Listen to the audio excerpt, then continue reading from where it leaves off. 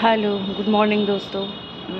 तो मैं अभी अभी अपना दिन शुरू करने वाली हूँ। अब से मतलब मैं शेयर करने वाली हूँ आप लोगों से पूरा दिन का मैं क्या क्या करती हूँ। छोटे से ब्लॉग में मैं शेयर करूँगी आप लोगों के साथ। फ़िलहाल तो मैंने काढ़ा बनाया है इसमें।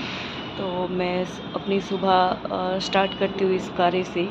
इस काढ़े में है हल्दी, आदा और लौंग, इलायची और इसके बाद जीरा।